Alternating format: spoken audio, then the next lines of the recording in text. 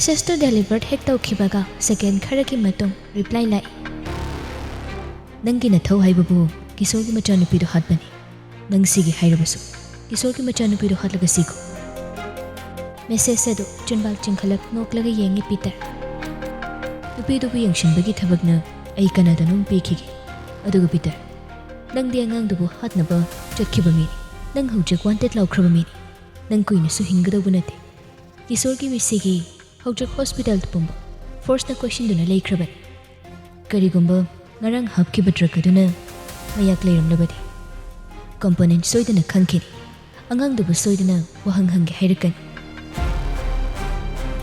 ꯀꯔꯤꯒꯨꯝꯕ ꯑꯉꯥꯡꯗꯨꯗ ꯋꯥꯍꯪ ꯍꯪꯂꯒꯗꯤ ꯅꯤꯡꯊꯤꯅꯨꯕꯨꯁꯨ ꯆꯦꯟꯅꯔꯛꯀꯅꯤ꯫ ꯃꯗꯨꯗꯤ ꯁꯨꯡꯌꯥ ꯌꯥꯔꯣꯏ꯫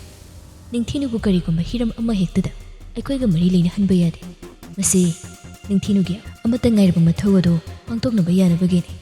ꯑꯩꯈꯣꯏꯁꯨ ꯃꯁꯤ ꯉꯥꯡꯅ ꯆꯠꯄ ꯇꯥꯕꯅꯤ꯫ ꯃꯦꯁꯦꯖꯇꯨ ꯑꯃꯨꯛ ꯄꯥꯏꯁꯤꯜꯂꯛꯏ꯫ ꯄꯤꯇꯔ, ꯍꯣꯁꯄꯤꯇꯥꯜꯗ ꯀꯤꯁꯣꯔꯒꯤ ꯇꯦꯁꯀꯤ ꯔꯤꯄꯣꯔꯠ ꯂꯣꯏꯗ꯭ꯔꯤꯉꯩ ꯀꯤꯁꯣꯔꯒꯤ ꯃꯆꯥꯗꯨ ꯕꯥꯏ ꯑꯦꯅꯤ ꯃꯤꯟꯁ ꯍꯥꯠꯂꯨ꯫ ꯑꯗꯨꯒ ꯃꯈꯥ ꯇꯥꯕ ꯄꯨꯂꯤꯁꯀꯤ ꯈꯣꯡꯒꯧ ꯏꯜꯂꯛꯇꯅꯕ ꯅꯪ ꯁꯤꯈ꯭ꯔꯣ꯫ ꯍꯧꯅꯁꯥꯅꯤ ꯃꯈꯣꯏꯅ ꯅꯥꯟꯊꯣꯛꯄ ꯉꯝꯂꯣꯏꯗꯕ ꯄ꯭ꯂꯥꯟ ꯑꯃ ꯂꯣꯏꯔꯒꯗꯤ ꯃꯁꯥꯅ ꯁꯨꯏꯁꯥꯏꯗ ꯇꯧꯕ ꯍꯥꯏꯕꯁꯤ꯫ ꯄꯤꯇꯔ ꯆꯤꯟꯕꯥꯜꯗꯨ ꯆꯤꯡꯈꯠꯇꯨꯅ ꯅꯣꯛꯂꯒ ꯃꯦꯁꯦꯖ ꯑꯃ ꯇꯥꯏꯞ ꯇꯧꯔꯝꯃꯤ꯫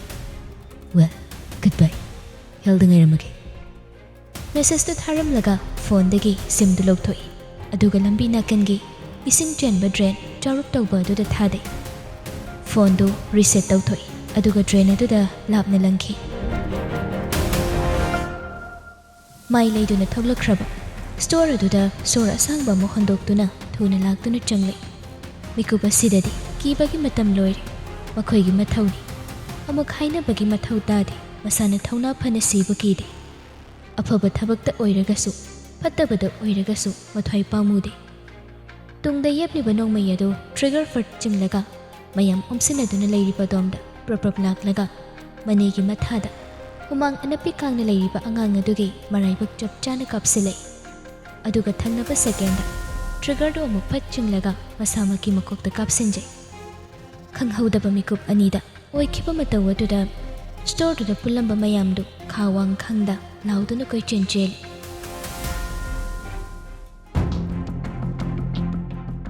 ꯄꯨꯂꯤꯁ ꯁ꯭ꯇꯦꯁꯟꯗꯨ ꯉꯔꯥꯡꯗꯒꯤ ꯉꯁꯤꯅ ꯍꯦꯟꯅ ꯂꯥꯡꯏ꯫ ꯒ꯭ꯌꯥꯟ ꯃꯥꯡꯅ ꯂꯩꯕ ꯀꯤꯁꯣꯔꯅ ꯍꯣꯁꯄꯤꯇꯥꯜꯒꯤ ꯕꯦꯗꯇ ꯁꯤꯗꯨꯅ ꯂꯩꯔꯝꯂꯕꯗ ꯃꯌꯥꯝꯗꯨ ꯍꯣꯁꯄꯤꯇꯥꯜꯗꯒꯤ ꯍꯟꯅꯔꯛꯂꯒ ꯄꯥꯎꯁꯤꯡ ꯈꯣꯝꯖꯤꯟꯗꯨꯅ ꯇꯥꯟꯅꯔꯤ꯫ CCTV ꯐꯨꯇꯦꯖꯇꯨꯅꯤ ꯉꯁꯥꯏꯗꯒꯤ ꯃꯌꯥꯝꯗꯨꯅ ꯀꯨꯞꯅ ꯈꯟꯅꯔꯤꯕ꯫ ꯃꯦꯒꯥ ꯐꯨꯇꯦꯖ ꯑꯗꯨ ꯃꯨꯟꯅ ꯌꯦꯡꯂꯒ ꯀꯩꯁꯨꯛ ꯇꯧꯗꯅꯅꯤ ꯃꯥꯅ ꯇꯨꯝꯂꯤꯁꯤ꯫ ꯑꯍꯤꯡꯒꯤ ꯄꯨꯡ 1:03 ꯁꯥꯋꯥꯏꯗ ꯃꯁꯥꯁꯤ ꯍꯥꯏꯐꯦꯠ ꯂꯦꯡꯂꯝꯂꯒ ꯆꯞ ꯇꯤꯡꯈꯤꯕ꯫ ꯍꯥꯔꯠ ꯑꯦꯇꯦꯛ ꯑꯣꯏꯔꯝꯒꯗꯧꯔꯤꯕ꯭ꯔꯥ? ꯀꯌꯥ ꯄꯤꯁꯨꯝꯗ ꯁꯨꯛꯅ ꯇꯣꯛꯁꯤꯀꯣꯂꯣꯖꯤ ꯔꯤꯄꯣꯔꯠ ꯂꯥꯛꯇ꯭ꯔꯤꯕ꯭ꯔꯥ ꯀꯃꯤꯁꯅꯔ ꯁꯔ? ꯄꯥꯎꯈꯨꯝ ꯄꯤ ꯁꯟꯗ꯭ꯔꯦꯝꯕꯁꯨ꯫ ꯄꯣꯁꯠꯃꯣꯔꯇꯦꯝ ꯂꯣꯏꯔꯒ ꯔꯤꯄꯣꯔꯠꯇꯨ ꯁꯤꯟꯅꯔꯛꯀꯅꯤ ꯍꯥꯏꯍꯧꯏ꯫ ꯊꯧꯖꯪꯕ ꯐꯥꯏꯜꯗꯨ ꯄꯣꯞ ꯊꯥꯗꯔꯒ ꯀꯤꯁꯣꯔ ꯁꯤꯔꯦ ꯍꯥꯏꯕꯁꯤ ꯄꯨꯡ ꯀꯌꯥꯗ ꯈꯪꯉꯤ ꯍꯥꯏꯒꯦ ꯁꯔ? IGPꯅ ꯄꯥꯎꯈꯨꯝ ꯄꯤꯔꯛꯏ꯫ ꯅꯣꯡꯉꯥꯜꯂꯛꯄ ꯄꯨꯡ 5:30 ꯑꯗꯨꯋꯥꯏꯗ ꯃꯥꯒꯤ ꯅꯔꯁ ꯂꯦꯃꯤꯅ ꯆꯦꯛ ꯆꯪꯂꯨꯕꯗ ꯈꯪꯂꯛꯄꯅꯤ ꯍꯥꯏꯅ ꯔꯤꯄꯣꯔꯠꯇ ꯏꯔꯤ꯫ ꯀꯌꯥ ꯃꯔꯛ ꯐꯠꯊꯠꯅ ꯉꯔꯥꯡ ꯀꯤꯁꯣꯔꯒꯤ ꯂꯥꯁ ꯅꯥꯏꯠ ꯚꯤꯖꯤꯠ ꯀꯅꯥꯅꯣ? ꯅꯔꯁ ꯂꯦꯃꯤꯅꯤ꯫ ꯃꯦꯗꯤꯀꯦꯜ ꯁ꯭ꯇꯥꯐ ꯅꯠꯇꯕꯗꯤ? ꯃꯨꯛꯇꯥꯔꯩꯅ ꯈꯨꯝꯂꯛꯏ꯫ ꯀꯤꯁꯣꯔꯒꯤ ꯃꯆꯥꯅꯨꯄꯤ ꯑꯇꯣꯝꯕꯤ PIꯅꯨꯅꯤ꯫ ꯃꯃꯥꯒ ꯍꯣꯁꯄꯤꯇꯥꯜꯗ ꯚꯤꯖꯤꯠ ꯇꯧꯔꯛꯄꯅꯤ꯫ ꯑꯗꯨꯕꯨ ꯃꯤ ꯑꯃꯗꯒꯤ ꯍꯦꯟꯅ ꯆꯪꯕ ꯌꯥꯗꯦ ꯍꯥꯏꯕꯒꯤ PIꯅꯨ ꯃꯊꯟꯇ ꯆꯪꯉꯒ ꯃꯄꯥꯒꯤ ꯃꯅꯥꯛꯇ ꯃꯤꯅꯠ 2-3 ꯂꯩꯔꯝꯃꯤ꯫ ꯀꯌꯥ ꯀꯃꯤꯁꯅꯔꯗ ꯑꯣꯟꯁꯤꯜꯂꯤ꯫ ꯃꯗꯨꯒꯤ ꯐꯨꯇꯦꯖꯇꯨ ꯌꯦꯡꯁꯤ꯫ IGPꯗꯨ ꯃꯨꯛꯇꯥꯔꯩꯗ ꯍꯥꯏꯐꯦꯠ ꯌꯦꯡꯂꯒ DGP ꯁꯔꯅ ꯑꯀꯨꯞꯄ ꯌꯦꯡꯒꯅꯤ ꯍꯥꯏꯗꯨꯅ ꯄꯥꯏꯈꯤꯕꯅꯤ꯫ ꯀꯌꯥ ꯁꯠ ꯍꯦꯛꯇ ꯍꯥꯏꯔꯦ꯫ DGP ꯁꯔ ꯍꯜꯂꯛꯑꯒꯗꯤ ꯁꯣꯝꯗ ꯃꯌꯥꯝ ꯄꯨꯟꯅ ꯌꯦꯡꯃꯤꯟꯅꯔꯁꯦ ꯍꯥꯏꯅ ꯀꯧꯕꯤꯔꯛꯎ꯫ ꯃꯨꯛꯇꯥꯔꯩ ꯃꯄꯥꯟꯗꯒꯤ ꯃꯤ ꯑꯃ ꯀꯧꯁꯤꯜꯂꯒ DGPꯕꯨ ꯂꯥꯛꯅꯕ ꯁꯤꯟꯈꯤ꯫ DGPꯁꯨ ꯂꯥꯛꯇꯨꯅ ꯉꯔꯥꯡ ꯅꯨꯃꯤꯠ ꯆꯨꯞꯄꯒꯤ ꯐꯨꯇꯦꯖꯇꯨ ꯃꯌꯥꯝ ꯄꯨꯟꯅ ꯌꯦꯡꯉꯤ꯫ ꯑꯗꯨꯕꯨ ꯀꯩꯁꯨ ꯑꯀꯥꯏꯕꯗꯤ ꯎꯗꯦ꯫ PIꯅꯨ ꯍꯥꯏꯔꯤꯕ ꯀꯤꯁꯣꯔꯒꯤ ꯃꯆꯥꯅꯨꯄꯤꯗꯨ ꯂꯥꯛꯄꯗ ꯃꯄꯥꯒꯤ ꯑꯄꯥꯝꯕ ꯇꯨꯂꯤꯞ ꯕꯨꯀꯦ ꯑꯃꯗꯤ ꯄꯨꯔꯒ ꯂꯥꯛꯏ꯫ ꯑꯗꯨꯕꯨ ꯀꯤꯁꯣꯔꯗꯤ ꯒ꯭ꯌꯥꯟ ꯇꯥꯗꯕꯅ ꯇꯦꯕꯜ ꯃꯊꯛꯇ ꯂꯩꯔꯤꯕ ꯂꯩꯗꯨ ꯂꯥꯝꯂꯒ ꯃꯅꯝ ꯅꯝꯕ ꯈꯣꯠꯄ ꯀꯔꯤꯝꯇ ꯇꯧꯕ ꯅꯠꯇꯦ꯫ PIꯅꯨꯁꯨ ꯃꯄꯥꯕꯨ ꯍꯔꯥꯎ ꯍꯔꯥꯎ ꯌꯦꯡꯖꯔꯝꯂꯒ ꯊꯣꯛꯈꯤ꯫ ꯑꯗꯨꯕꯨ ꯃꯌꯥꯝꯗꯨ ꯃꯈꯥ ꯇꯥꯅ ꯈꯟꯅꯩ꯫ ꯄꯨꯔꯛꯂꯤꯕ ꯂꯩ ꯑꯗꯨꯗ ꯇꯣꯛꯁꯤꯛ ꯑꯣꯏꯕ ꯃꯅꯝ ꯌꯥꯎꯔꯝꯒꯗ꯭ꯔꯥ ꯍꯥꯏꯅ꯫ ꯑꯗꯨꯕꯨ ꯑꯃꯨꯛꯁꯨ ꯈꯟꯅꯩ꯫ ꯂꯩꯗꯨꯗ सिदꯛꯇ ड्रग याउरगदि किशोर खक्ता नत्तना मागी कादा ngahak leita changthok changsin tawriba nurse amadi doctor singdusu soiduna effect kharadi lakani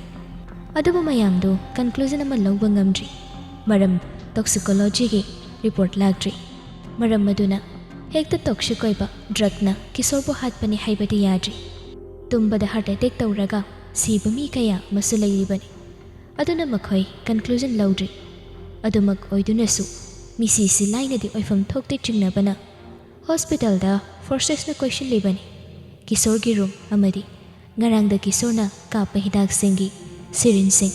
pumna makhongat lu haina order taw thokhrabani police amadi investigation team gidi kisor na makhoi gi khwai da gi nganba fall oirambani adubu kisor siram labada makhoi gi asagi meiradu muthatpagum phaurare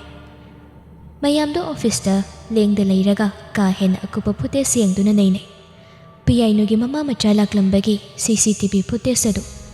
hospital gi manungdagi hendoklaga hospital gate phawbagi mapan gi footage phawba yengli chingni sengna kisor laina siba yaba nati adumakna mayamdu otuni yengbani khanbaga tawbaga chap chanarami nungthil gi pung mari makhai khare hel report lagbadu toxicology report lawbada kisor do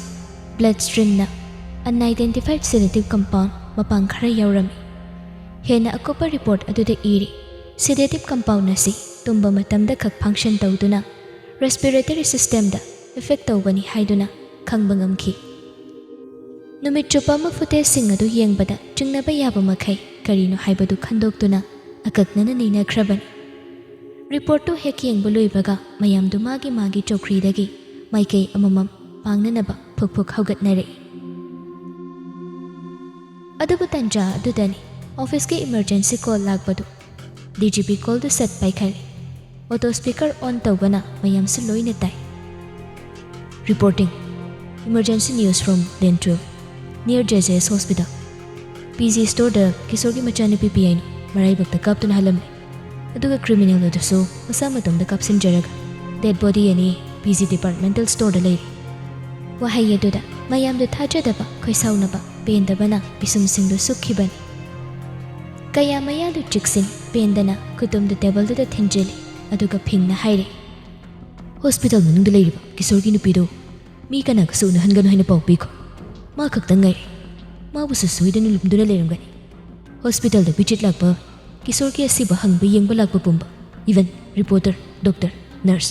or any agency gi mi oirgasu changhangan forces singsu kisor gi nupibu mikum na hom sing na senam haina haiko moi leina karigumba kisor gi nupi dusu satkrab crime pumba gi kokto nightingale city gi police department puga bani wa do hairam nupa du prap thoki thaujangba sairasu DGP da sawning na yenglam laga thoki sandremba sauna magi makhata ba sing da haire hena phagalakpa gi muhut sum sukchilap aikhoi lei haibada singna maithi leibak miyam gi mamang da suikai mayam na haiba soibani aikhoi singna pangji DGP do megada onsinnaga makhatai director sir gi junior singa pulling aikhoi soidana mai pakani aikhoi punna changminasi leibak asidagi phatraba thabak tawriba makhoi sibu muthatpada punna changminasi mega shuma khutting thoktuna DGP ga makhut sokni DIG muktare maithonga chuna daba minu kamalai tinglaga maru lukthaduna mayam marakadu da lepli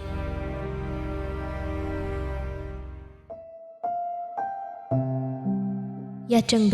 liri humba malangi sahumda thongnau gi parda do develop yauri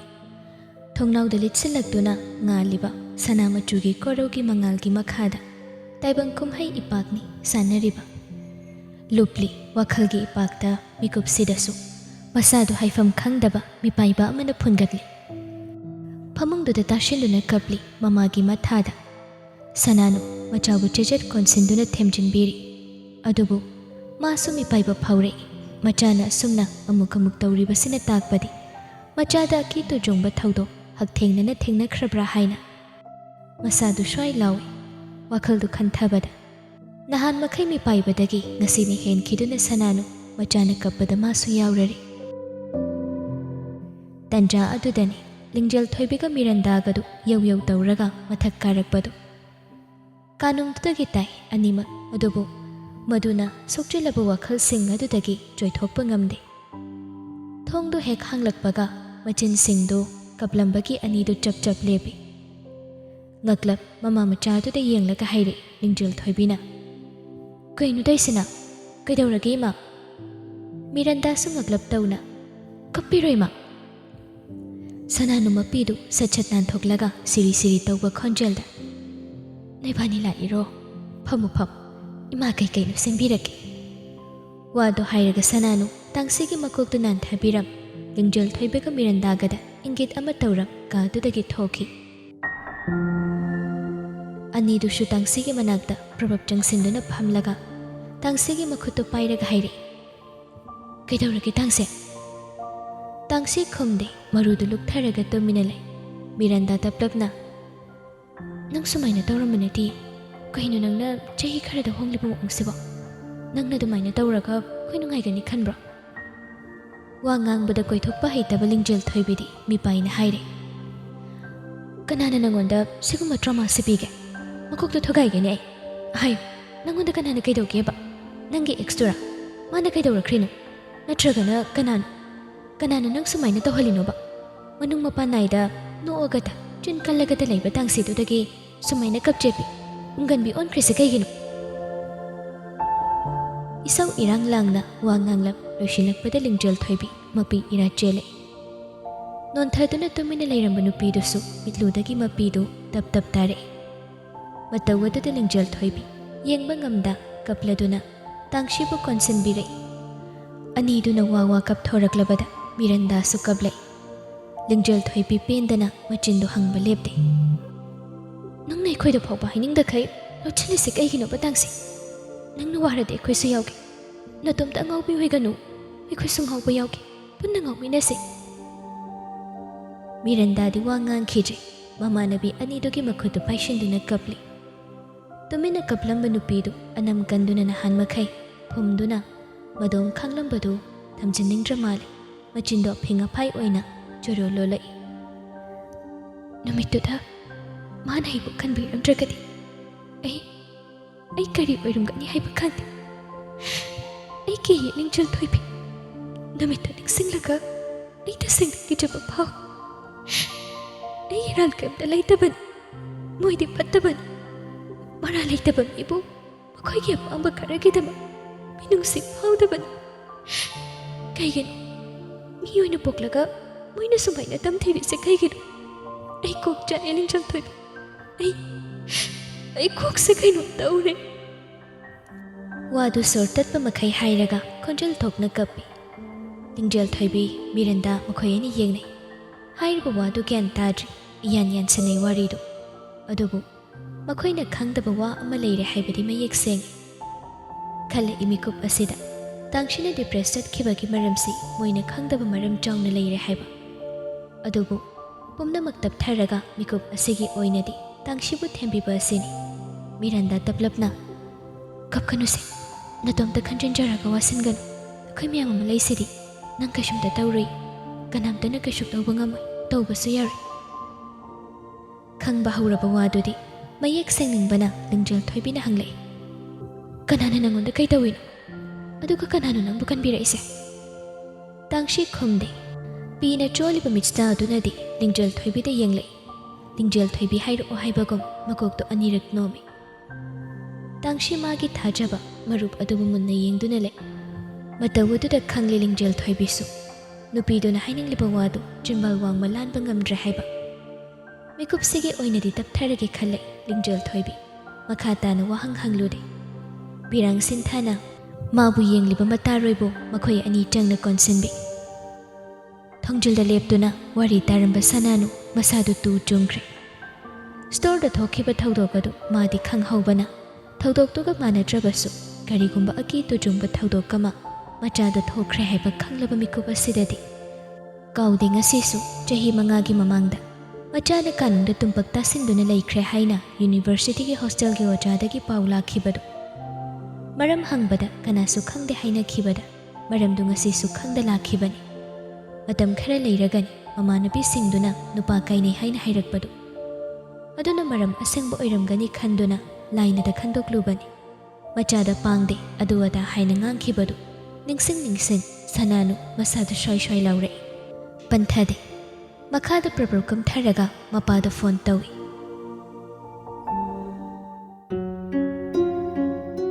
ꯑꯍꯤꯡꯒꯤ ꯄꯨꯡ 1:30 ꯍꯦꯜꯂꯦ duty ꯆꯠꯂꯨꯕ ꯅꯨꯄꯥꯁꯤꯡꯗꯨ phone ꯐꯪꯗ꯭ꯔꯕ ꯃꯊꯥ ꯀꯌꯥꯒ ꯂꯣꯏꯅꯅ ꯃꯥꯒꯤ ꯂꯩꯐꯝꯗ ꯍꯟꯅꯔꯛꯄꯗꯨ ꯀꯌꯥ ꯏꯔꯨ ꯃꯩꯊꯖꯔꯒ ꯀꯤꯆꯟꯗ ꯆꯪꯂꯒ ꯑꯦꯛ ꯇꯣꯁ 3-4 ꯁꯦꯝꯗꯨꯅ ꯆꯥꯏ ꯂꯣꯏꯁꯤꯜꯂꯝꯂꯒ ꯐꯃꯨꯡ ꯆꯪꯕꯗ ꯄꯨꯡ 2:30 ꯇꯥꯒꯗꯧꯔꯦ ꯃꯁꯥꯗꯨ ꯆꯣꯛꯊꯔꯦ ꯑꯗꯨꯕꯨ ꯍꯦꯛ ꯍꯤꯞꯊꯕꯒ ꯇꯨꯝꯊꯧ ꯍꯥꯏꯕꯗꯤ ꯌꯥꯗꯕꯅ ꯃꯁꯥꯗꯨ ꯌꯥꯎꯋꯟꯗꯨꯅ ꯍꯤꯞꯄꯤ ꯋꯥꯕ ꯌꯥꯕ ꯋꯥꯔꯨꯔꯦ खनबा याबु वाखल खल्लुरे साउबा याबु साउरुरे फिंगतपा याबुसु फिंगतलुरे अदुबु वाखलदुना अरोइबदा पोथागे खलकपा मिकुपतदी मदोम वाखलदुदगी लेंथोरे मिसक अनीखक माना निंगशिंगबा मिकुप खुदिंग खंजल तागेसु फंगबा माइथोंग उगेसु फंगजबा ममलबु वाखलबु अमंबा कोमदगी चिंखत्तुना माइथोंग दमोमोन्नो खनबा ममानी अदुगा अमना निंगसिंगे हाइरबसु येचिन्नबा खंजल तागे हाइरबसु फंगदबा माइथोंग उगेसु फंगदबा अदुबु मागी समिनदे मिकुप खुदिंग तमनरिबा मागी तांगसीनी कयामोन मनाक्तगी फोनदु लामी अदुगा ममादा वीडियो कॉल तौई कॉल दो फन कुइने खिंगलमलगा तत्ख्रे कया खंगी नोंगयैजबो खेले हाइबा अदुबु वाखलदुना अमुक ममाबु निंगसिंगलकपा मिकुप असिददि वाखलना लमजिंगोई कॉल दो तौशिनबनी अदुबु इथादि हेक थाजदा कॉल दो बेक अमुक लाई चोकथरब माइथोंग अदुदगी मका लांबा मिनोक अमगा लोइनना सत रिसीव तौई मतौ तुमलुबगी ममितु खुजिला मचाबु कौरे बुंगो नंबु हलकपदा ngairibro नुपादसु नोकमी ngakuiri pamung changima ichabu thabak yam chillabrane mit kei kut kutsili chaba thakpaga matam naidrabro mayeng tana uida nangbo thabaki wadi haidina loiroidaima tumba khara wataini mit kulisibudi matau machada nungshini yenglaga nangnana thaudak thawai yaubududi ima penjai adubuni bungo hakchangisu khangadauni चाब थकप मतम नाइद्रबदी नसा सोक्लकनी हक्चांगना बुंगमद्रबा पुंगनमक्ता अरेंबनी Imangi बुंगो नंगबो होइमा इंगमनबो होनगे तुम खिरोइद्रो नंगबो थेंगेने तुमदौनी मतौ नोकमी फरे फरे नंगसु पोथाजरो थमजरो phone दु कक्लब मतों कयामी को खरा उंदुना ले वाखल दु करी खल्लिबनो कॉलिस अदुदा चिंखत्तुना कनागुंबी अमगी नंबर येंग कुइदी फट चोंथोरे नंबर अदुदा मेदली चटलोई खंगलबा नंबर नि अनअवेलेबल हाइबा वाहैदु फावबा हाइखिद्रबा नंबर नि अदुबु अदुमक तौनिनी फोन दु नाकोंगदगी थांदोकलगा स्क्रीन अदुदा तुमिनी येंगी फना कोइदना लोइनरिबा ममादा नोंगमता निंगाई तौगे खंदे अदुबु लमलानबी मंगोंददी मागी निंगाईसे खंगहन्निंगबनी हेले मिकुप खरगी ममांगदा वारी साखिबा ममादा आई तुम्बा याद्रे हाइना हाइदे अदुबु लमलानबी अदुददी मतम अमदा ओइरगसु तुम्बा याद्रे हाइना तत्तना वाकत्खिबनी सेवा फबी सादना सुंबिरिबनी हाइदना फोनदा नौसुम इसै सकलगा माबु तुम्बा थेंबिखिबा मिकुप सिंग अदु करम काउगनी ngasiगी asigumba tumthaba yadraba choktharaba wakhalna lakhalaba ahing singna nupa ma buttatan otlabada hena ningsingi mikup asida aroiba oina tangshina naksum isai saklaga mabu tumba themkhiba numitu nathaiduna charangnabadu khanbada wabu wakhal singa dudagi ningsingjai haukhibadu thamoina yening nauringai nokmi tawba maithongna mikup khuding leitengkhiba mikup sing tabu